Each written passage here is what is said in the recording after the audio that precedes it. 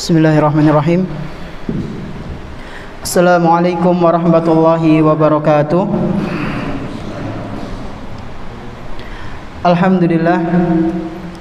Alhamdulillahirabbil alamin, wassalatu wassalamu ala nabiyyina Muhammadin wa ala alihi wa ashabihi wa man tabi'ahum bi ihsanin ila yaumiddin. Asyhadu an la ilaha illallah wahdahu la syarika lah wa asyhadu anna Muhammadan abduhu wa rasuluhu la nabiyya ba'dah. Alhamdulillah, segala puji hanya milik Allah Subhanahu wa taala, di mana Dia telah memberikan kepada kita semuanya nikmat yang begitu banyak. Dan di antara kenikmatan-kenikmatan yang telah Allah Subhanahu wa taala berikan kepada kita semua, yaitu berupa nikmat iman, nikmat Islam, nikmat sehat, nikmat kita bisa kembali menghadiri majelis ta'lim di salah satu rumah-rumah Allah Subhanahu wa taala yang kita cintai ini. Kita berharap semoga apa yang kita lakukan pada kesempatan malam yang berbahagia kali ini bisa kita amalkan dalam kehidupan sehari-hari dan bisa menjadi pemberat amal timbangan, yaitu amal soleh kelak di hari kiamat nanti. Allahumma amin. Tak lupa pula salawat dan salam semoga senantiasa tercurah limpahkan kepada Nabi kita yang tercinta, Nabi Muhammad sallallahu alaihi wasallam, beserta para keluarganya, para sahabatnya dan umatnya yang senantiasa mengikuti sunnah-sunnah beliau hingga hari akhir nanti. Bapak-bapak dan ibu-ibu jamaah rahimani wa rahimakumullah, insyaallah pada kesempatan malam yang berbahagia kali ini kita akan melanjutkan pembahasan kitab Al-Arba'in An-Nawawiyah, salah satu kitab yang ditulis oleh Al-Imam Muhyiddin Yahya bin Syaraf rahimahullahu ta'ala, di mana kita telah sampai pada hadis yang ketiga di pertemuan kemarin, dan kita juga sudah menyimak, kita sudah membaca bersama isi dari hadis tersebut. Adapun pada kesempatan yang berbahagia kali ini, insyaallah kita akan membahas atau mencoba untuk mengupas mengenai faedah-faedah yang ada di dalam hadis yang ketiga ini, yaitu tentang Islam dibangun di atas 5 pondasi. Insyaallah ada 6 faedah yang akan kita bahas. Baik, sebelum itu kita mendengarkan hadisnya terlebih dahulu. Tafadhal. Bismillahirrahmanirrahim. Alhamdulillahirabbil alamin. Wassallallahu ala nabiyyina Muhammadin wa ala alihi wa sahbihi wa man ihtada bi hudahu ila yaumiddin. Wa ba'd. Allahumma ighfir lana wa li walidayna wa li mashayikhina wa li asatidatina wa li jami'il muslimin. Amin. Qala fadilat asy-syaikh Abu Zakaria Yahya bin Syaraf bin Hasan bin Husain An-Nawawi rahimahullahu ta'ala. Al-hadits ats-tsalits an Abdullah bin Umar radhiyallahu anhuma qala qala Rasulullah sallallahu alaihi wasallam bunya al-Islam ala khamsin syahadati an la ilaha illallah wa anna Muhammadar Rasulullah wa iqamis salati wa ita'iz zakati wal hajji wa shaumi Ramadan. Rawahu Bukhari wa Muslim. Naam, jazakallahu khairan. Kemarin sudah kita bahas secara global, yaitu sebuah hadis yang dibawakan oleh Ibnu Umar. Dan niki Pak Bu, saya dikasih ada 5 1 2 3 4 6 buku saku, katanya buat hadiah niki. Nah, kemarin kan qadarullah hujan deras nggih. Banyak yang absen ya. Tetap ada pertanyaan mboten? Jajal lah nggih. Kalau misalnya enggak dijawab nggih, buat pertemuan akan datang. Coba ini sebelum kita lanjut, pertanyaan pertama, siapa yang bisa menyebutkan 3 saja urutan perawi hadis yang paling banyak meriwayatkan hadis dari kalangan sahabat-sahabat Nabi? 3 saja. Kemarin kan disebutkan 7. Nah, monggo jenengan anu sekedap nggih. Mau kakean hadiah nang Jumat. Nanti dulu kalau yang kalau nggak ada yang jawab baru jenengan Mas Lahat. Monggo. 3 saja. Mboten enten? Atau yang ibu-ibu? Tapi siapa yang melihatnya? Nggak ada. Mboten Bu. 3 perawi hadis paling banyak meriwayatkan hadis dari kalangan sahabat Nabi.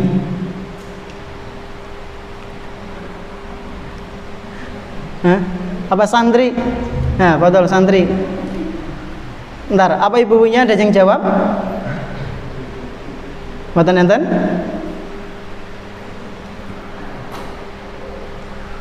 Kan ada istri saya itu, nanti istri saya ngelihat.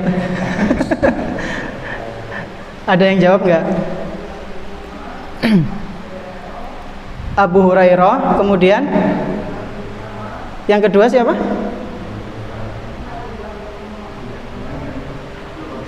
Abdullah bin Umar. Terus yang ketiga? Yang ketiga sinten?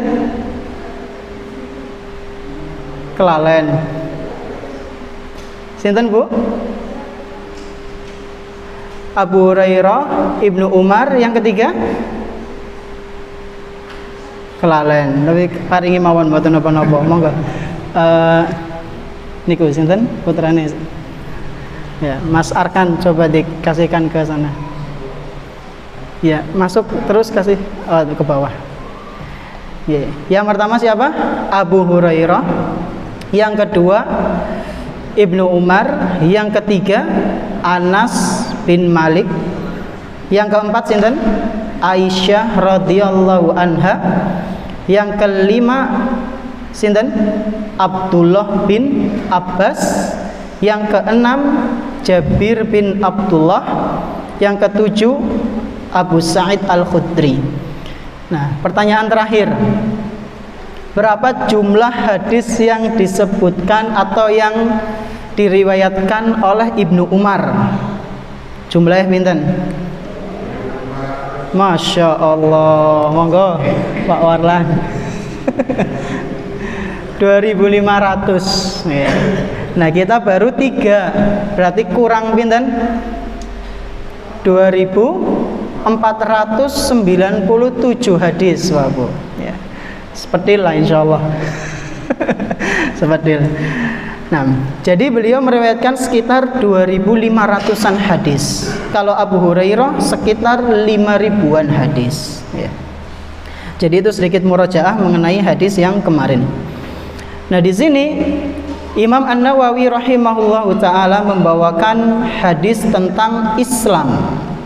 Kemarin juga disebutkan bahwasanya hadis ini menjelaskan kepada kita bahwasanya hadis kedua dan yang ketiga ini saling melengkapi. Saling melengkapi. Dan faedah pertama yang akan kita bahas adalah Islam adalah agama yang luas.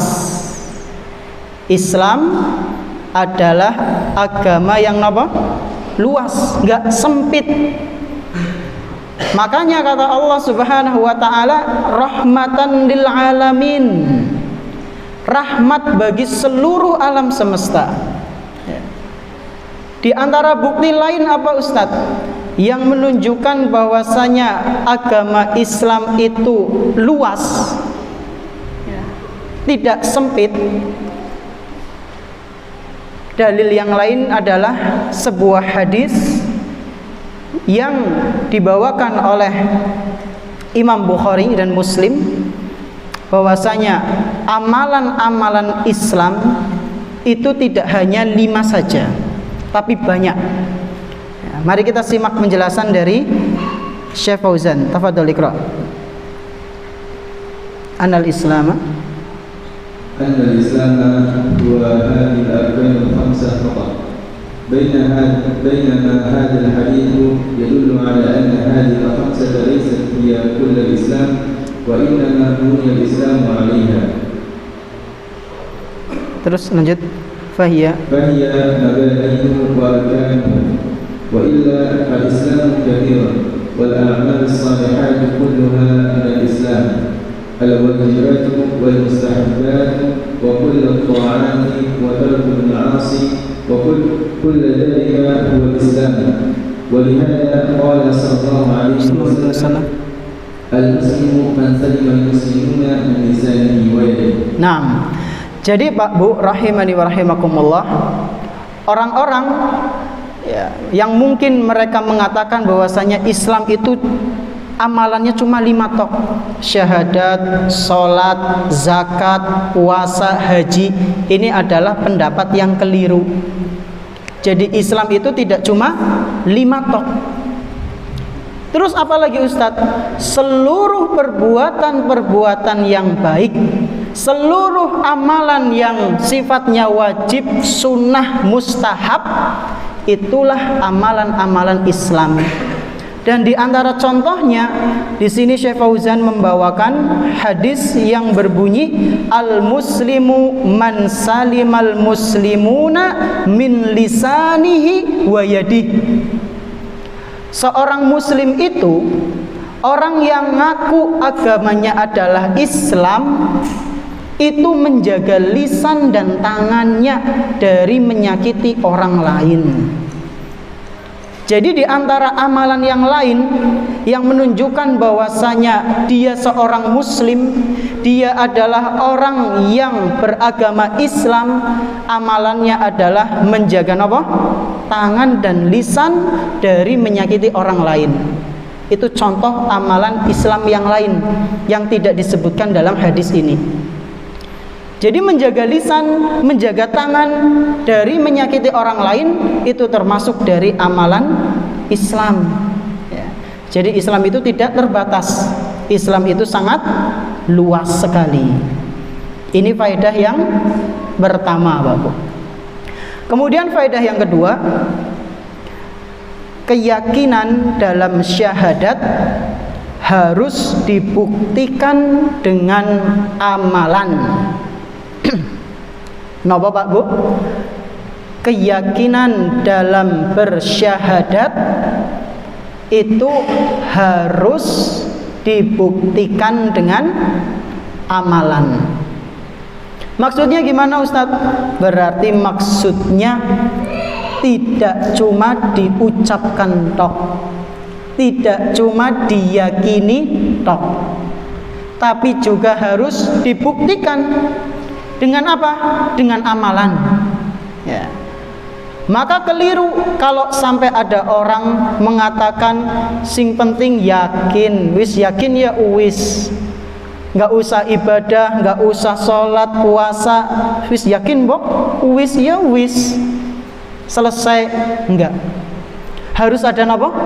Prakteknya, harus ada amalannya. Makanya di sini Syekh Fauzan mengatakan, tafadhol iqra. Fala budda minal i'tiqadi, halaman 89. Ma'ana al-i'tiqad. Di bawah setelah ayat itu. Fala budda minal i'tiqadi bil qalbi wal nutqi bil lisani wal 'amali bil jawarih. Nah, stop. Fala budda minal i'tiqadi bil qalbi. Maka sudah seharusnya orang yang bersyahadat itu harus diiringi dengan keyakinan dalam hati. Wan nutqi bil lisan, dan diucapkan oleh lisan. Wal amali bil jawarih, dan mengamalkan dengan anggota tubuhnya. Timbul pertanyaan, bagaimana Ustadz kita membuktikan kalau kita itu syahadatnya temenanan, ora jere-jere? Bagaimana cara membuktikannya?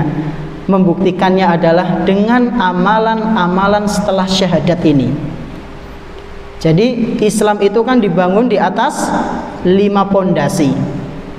Yang paling utama, pondasi yang nggak boleh sampai tidak harus ada adalah syahadat. Setelah orang sudah bersyahadat, maka buktikan dengan amalannya. Apa itu? Pondasi-pondasi yang berikutnya dan juga cabang-cabangnya yang lain. Yang kedua adalah faedah yang ketiga, yaitu mengenai amalan-amalan tersebut, mengenai bukti tersebut adalah pentingnya ibadah sholat. Ini diantara amalannya. Bagaimana cara kita membuktikan syahadat kita itu sudah benar atau tidak? Di antaranya adalah dengan mengamalkan apa? Sholat, ibadah sholat. Jadi faedah yang ketiga, pentingnya menjaga ibadah sholat.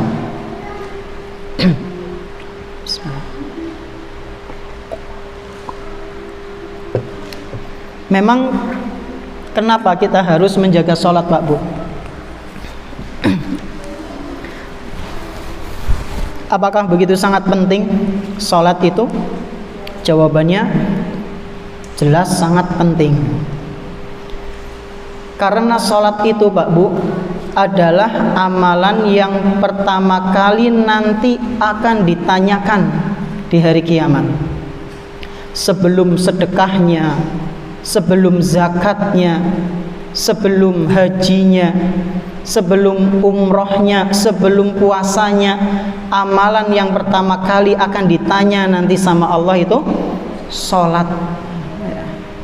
Dalam sebuah hadis yang diriwayatkan oleh Imam At-Tirmidzi dan dinilai sahih oleh Syekhul Albani, sedangkan Imam At-Tirmidzi menilai hadis ini hasan, bahwasanya Rasulullah sallallahu alaihi wasallam pernah bersabda, "Inna awwala ma yuhasabu bihil 'abdu yaumal qiyamati min 'amalihi salatuhu." Sesungguhnya amalan yang pertama kali akan dihisab, akan disidang, akan ditanyakan di hadapan Allah Subhanahu wa taala adalah salatnya, salat seorang hamba. Amalan pertama kali yang akan dipertanyakan oleh Allah Subhanahu wa taala yang dikerjakan oleh hamba adalah apa? Salat. Itu akan ditanya nanti pertama kali. Lalu kata Nabi sallallahu alaihi wasallam, "Idza saluhat faqad aflaha wa anjaha."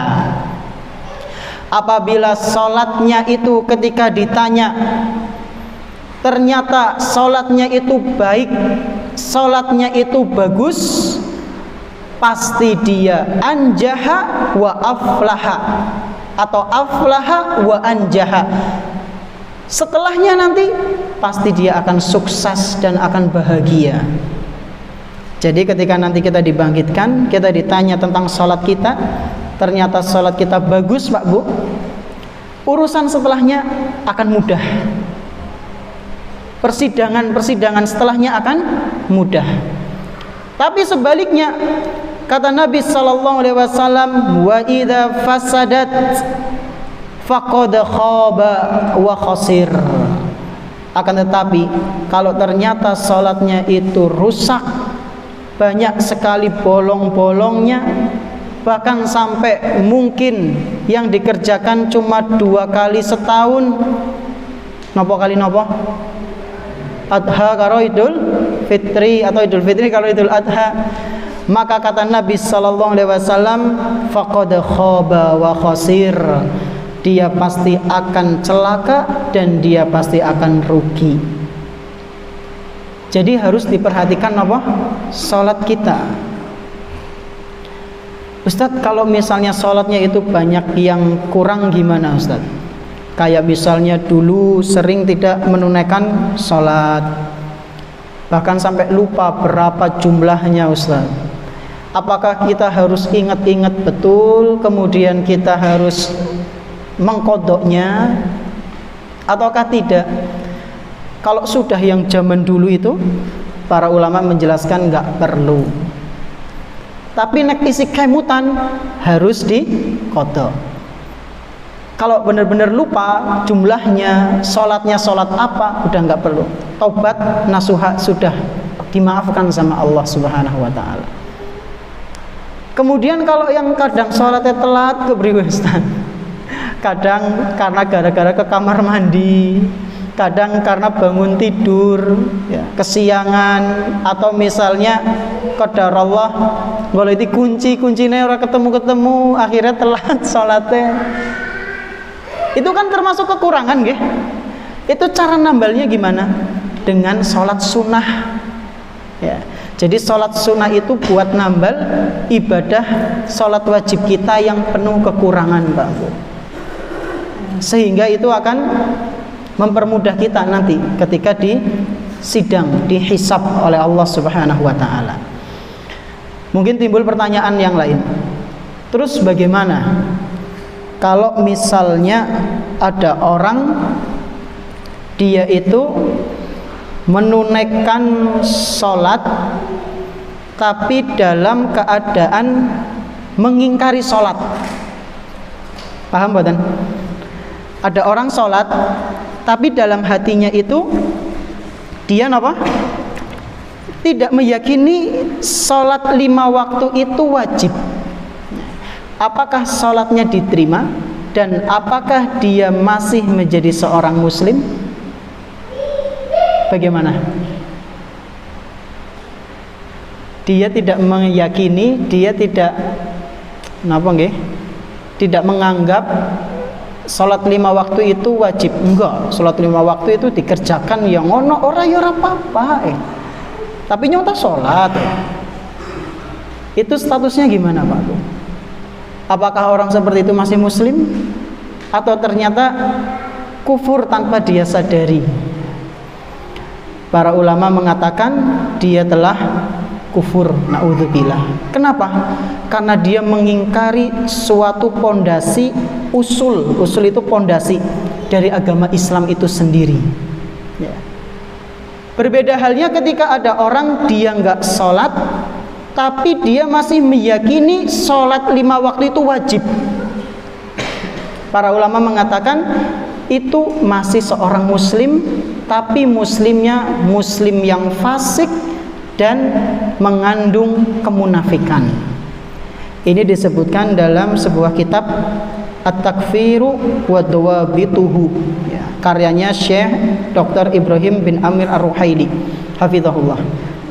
Jadi beliau nulis buku, Pak Bu, buku yang berisi tentang tidak bolehnya kita memvonis fulan kafir, nggak boleh.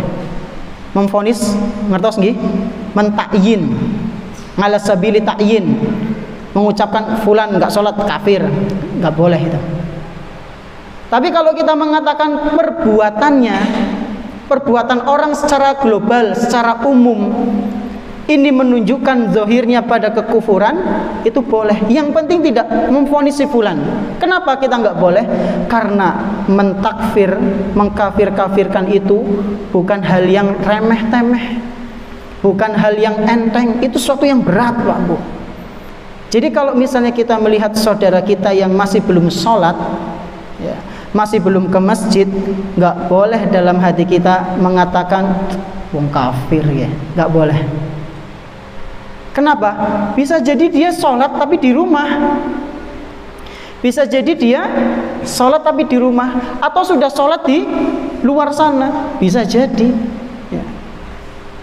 Atau bisa jadi dia masih males-malesan tapi meyakini sholat itu adalah wajiban.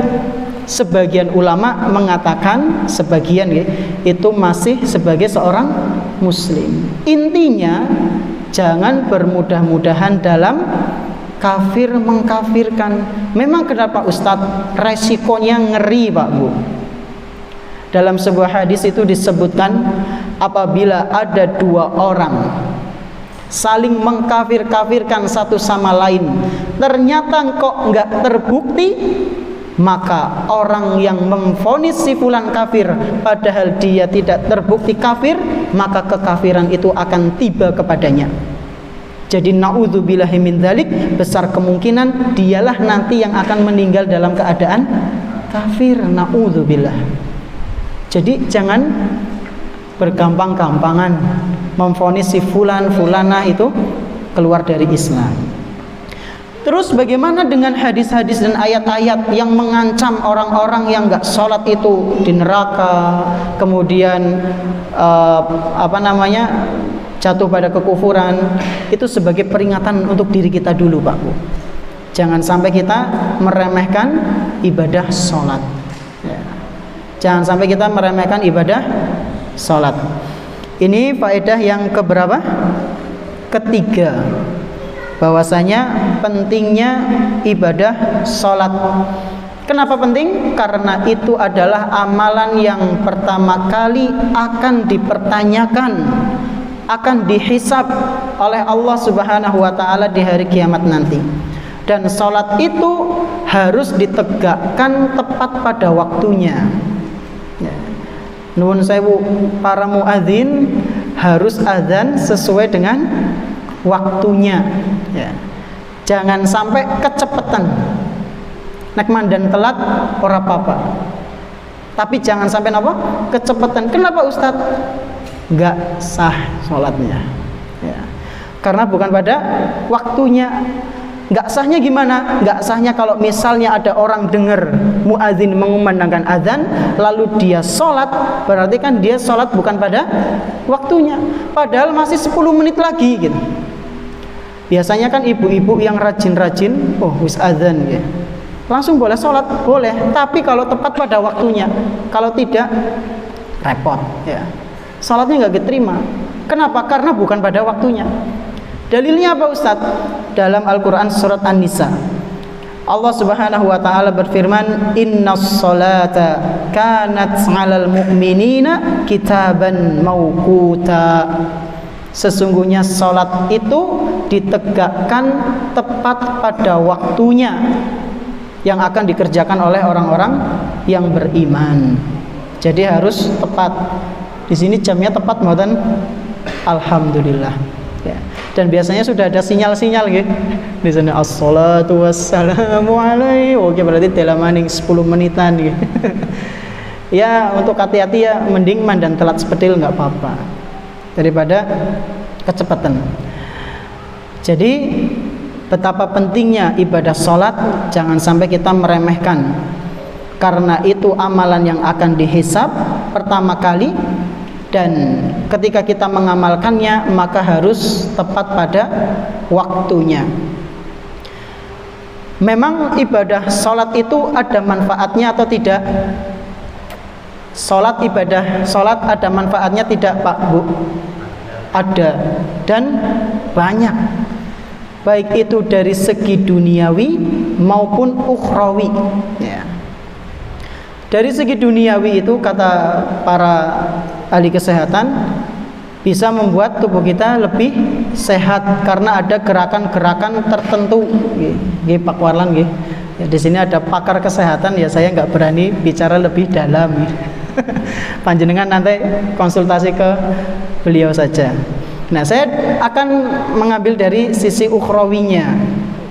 Orang yang mengerjakan sholat itu akan dimudahkan oleh Allah Subhanahu wa ta'ala tentunya masuk ke dalam surga.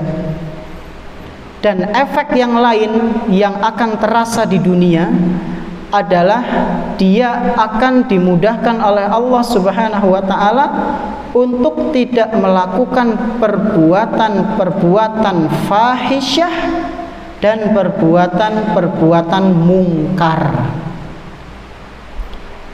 Dalilnya adalah firman Allah Subhanahu wa ta'ala dalam Al-Quran surat Al-Ankabut ayat ke-45. Di surat apa? Al-Ankabut ayat ke-45.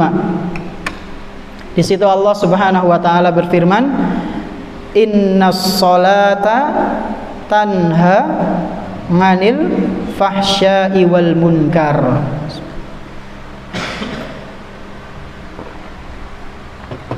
Artinya apa Pak Bu?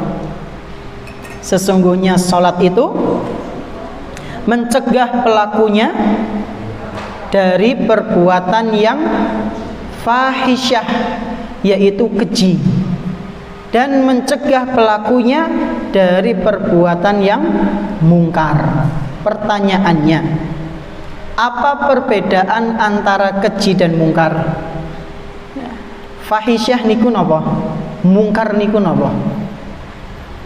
Fahisyah itu adalah perbuatan buruk yang disukai oleh hawa nafsu.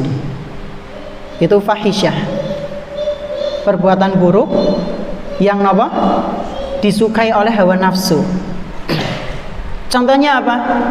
Zina, jelalatan, kemudian maaf, homoseksual. Itu fahisyah, keji jorok, naudzubillah. Tapi nafsu itu dorong terus suruh kayak gitu. Itu fahisyah. Kalau mungkar adalah perbuatan-perbuatan buruk yang fitrah sama akal kita itu nggak mau. Aslinya itu nggak mau. Menolak fitrah kita itu nggak nerima. Ini perbuatan nggak bener. Tapi kadang orang melakukannya. Contohnya apa? Pembunuhan. Ya. Itu fitrah manusia itu nolak, Pak Bu. Kemudian contoh lain, mencuri. Ya. Itu perbuatan-perbuatan mungkar. Ya. Korupsi. Ya. Nah, orang-orang yang menjalankan ibadah sholat akan Allah Subhanahu wa ta'ala mudahkan supaya tidak berbuat fahisyah dan mungkar. Timbul pertanyaan, lho Ustaz, kedeneng akeh nang TV sing korupsi nganggo peci, jerene muslim, jerene menegakkan sholat, dada-dada pas ketangkep nganggo rompi oren, deneng masih melakukan perbuatan korupsi, Ustaz. Ki sing salah sapa ki? Ya. Ayate apa salate kae? Yang salah sinten? Orang sudah sholat tapi masih melakukan perbuatan keji sama mungkar, itu yang salah sinten? Menungsane. Ya, buktinya masih ada beberapa yang berbadi Jumatan sandale anyar, ya. Bari Jumatan napa malih motornya anyar. Kita kebangetan ya. Ya. Kok mereka masih keji sebenarnya, masih tegel melakukan perbuatan keji seperti itu? Maka ya, yang salah itu bukan ayatnya, tapi tata cara mereka dalam sholat, ya. Karena nggak mungkin orang yang sholatnya benar melakukan fahisyah sama kemungkaran, nggak mungkin.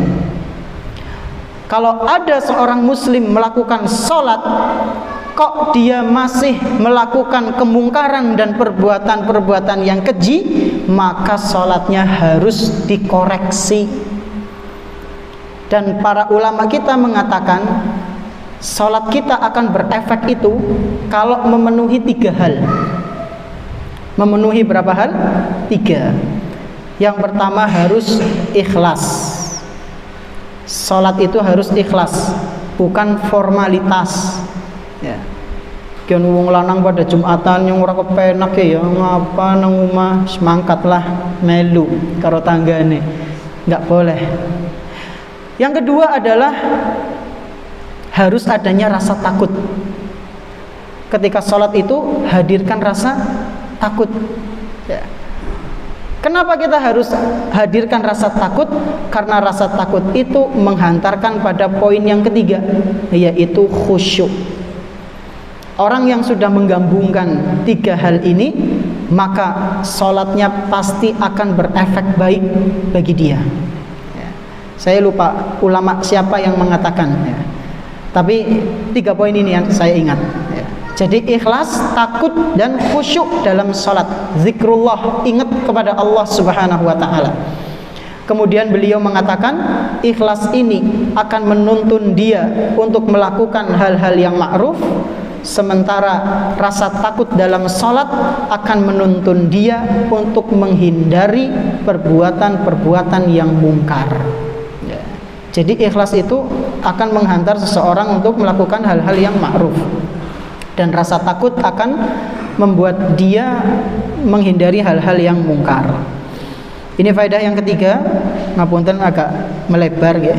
Kemudian faedah yang keempat adalah pentingnya menunaikan zakat. Yang keempat apa? Pentingnya menunaikan zakat. Zakat niku hukumnya apa? Wajib ya. Dan harus dikeluarkan bagi orang-orang yang kaya. Dan orang-orang yang berhak mendapatkan zakat itu ada berapa golongan, Pak, Bu?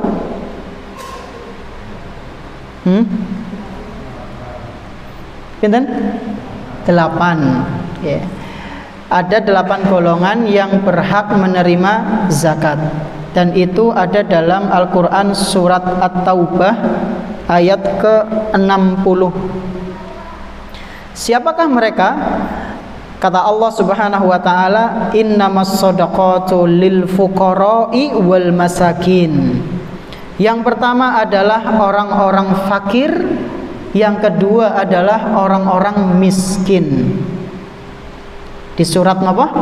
At-Taubah ayat ke-60.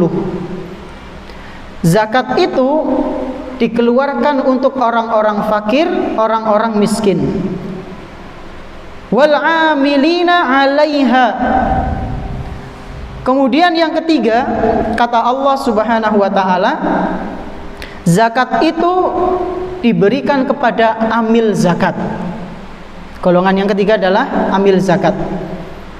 Yang keempat, kata Allah Subhanahu wa taala, wal muallafati qulubuhum. Yang keempat adalah golongan orang-orang yang baru masuk Islam. Mu'allafah itu artinya hatinya dilembutkan. Orang-orang mu'allaf yang baru masuk Islam. Kemudian yang kelima, kata Allah Subhanahu wa taala, wa fir riqabi, yaitu untuk hamba sahaya, budak ya. Kemudian setelah itu wal gharimina, dan bagi orang-orang yang terlilit hutang ya. Orang-orang yang terlilit hutang-hutangnya wis akeh banget, sekayane ora tayang disarutang, itu harus mendapatkan zakat. Tapi bukan berarti ya kita bermudah-mudahan utang bae aja berarti. Kan oleh zakat nggak double ya. Yang kan wis miskin, zakat udah nggak bangga-banggaan ya. Bukan untuk bangga-banggaan.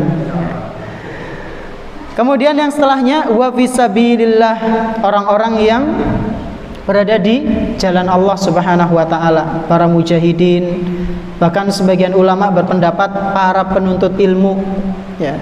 Itu boleh kita ngasih zakat ke mereka.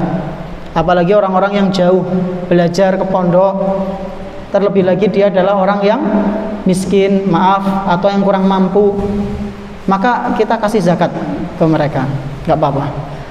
Kemudian wabnis sabil, yaitu orang yang sedang dalam perjalanan ya. Itulah 8 golongan yang sudah seharusnya untuk kita berikan zakat kepada mereka. Ini faedah yang kelima, yang keempat nggih. Kemudian faedah yang kelima adalah pentingnya ibadah puasa, dan kita sudah ketahui bersama. Kemudian yang keenam, faedah yang terakhir adalah Islam agama yang mudah. Islam menapa Pak Bu? Agama yang mudah. Dalilnya apa Ustadz? Banyak. Kata Allah Subhanahu wa taala, Toha ma anzalna alaikal qur'ana litashqa. Al-Quran yang kami turunkan itu bukan untuk menyusahkanmu. Kemudian dalam ayat lain Allah Subhanahu wa taala mengatakan, wa ma ja'ala 'alaikum fid dini min haraj. Allah Subhanahu wa taala tidak menginginkan kesusahan dalam agama ini. Yuridullahu bikumul yusra wa la yuridu bikumul usra. Allah Subhanahu wa taala menginginkan kemudahan bagi kalian, dan Allah tidak ingin kesusahan bagi kalian. Islam itu mudah. ad-dinu yusrun fayassiru wala tu'assiru. Agama Islam itu mudah, maka permudahlah, jangan dibikin susah. Nah, ini dalil para santri ini biasanya. Lagi ulangan, Ustaz, yassiru wala tu'assiru. Sing gampang aja sing angel, apa nih? Ulangane soalnya. Jadi ngebumerang ini. Jadi nggak senjata. Ya bukan seperti itu. Maksudnya apa? Mudah, jangan dipersulit. Bahwasanya kalau misalnya kita menjalankan ibadah-ibadah dalam Islam itu, kalau nggak mampu, ya semampunya. Contoh sholat, nggak bisa berdiri maka duduk, nggak bisa duduk maka berbaring. Tiduran, nggak bisa tiduran, nggak bisa gerak-gerak maka pakai isyarat. Nggak bisa pakai isyarat, masih hidup maka pakai batin. Wis mati maka disolati. Masya Allah kan. Jadi sebelum kita berpisah dengan dunia, kudu sholat sampai disolati itu. Begitu pula dengan puasa. Kalau nggak mampu maka nggak usah puasa, nggak apa-apa. Yang penting diganti. Ya. Kalau yang sudah sepuh maka bayar fidyah. Gampang Islam, Pak. Kemudian zakat. Kalau sudah sampai haulnya dan mencapai nisab maka bayarkan. Zakat fitrah pun cuma berapa? 2,5 nggih. Bener Pak? 3 kilo nggih, 3 kilo. Itu sedikit apa banyak? Sedikit lah insyaallah, cukup. Ya, 3 kilo makan beras nggih. Nggih, beras. Pinten? Untuk setahun nah gini kok. Setahun. Masya Allah. Jadi sangat mudah. Zakat emas dan perak kalau belum sampai nisabnya, belum sampai haul 1 tahun, kalau nggak sampai juga nggak perlu dikeluarkan zakat ya. Jadi sangat mudah. Haji itu untuk bagi yang mampu. Kalau yang enggak ya udah, nggak usah sampai utang-utang go haji. Ini keliru. Ya, napa malih? Ibadah-ibadah yang dipermudah semuanya, Pak Bu. Semuanya itu dimudahkan oleh Allah Subhanahu wa taala. Jadi enggak ada yang namanya agama Islam itu agama yang nyiksa, enggak ada. Enggak ada yang namanya agama Islam itu agama yang nyiksa. Islam itu adalah agama paling mudah. Kita tobat ya langsung tobat saja. Beda dengan kaum terdahulu. Kalau mau tobat harus apa? Bunuh diri, Pak Bu. Di zamannya Nabi Musa itu Allah Subhanahu wa taala kan menceritakan wa id qala Musa liqaumihi ya qaumi innakum zalamtum anfusakum bittikhadikumul ijl fatubu ila bari'ikum faqtulu anfusakum. Bunuhlah diri kalian kalau mau tobat, bunuh. Ya. Jadi mereka itu kalau mau tobat kudu bunuh, tobat nasuha. Kalau kita enggak, tobat ya sudah, nyesel tobat diterima insyaallah. Terus kalau ngilangin najis, pakaian kena najis, dicuci saja sudah. Kalau zaman dulu harus dipotong, dibuang itu yang kena najis. Jadi Islam itu benar-benar sangat mudah. Sholatnya juga cuma 5 waktu. Bayangkan dulu berapa waktu? 50. Nembe ngaso, nembe ambekan, wis adzan maning. Ya, nggak ada kajian kayaknya ya. Karena sholatnya cepet banget ya, waktunya ada 50 coba dibagi ya, mepet lah ya. Mungkin ini yang bisa kami sampaikan ya, kurang lebihnya mohon maaf. Sudah masuk waktu Isya? Sudah ya.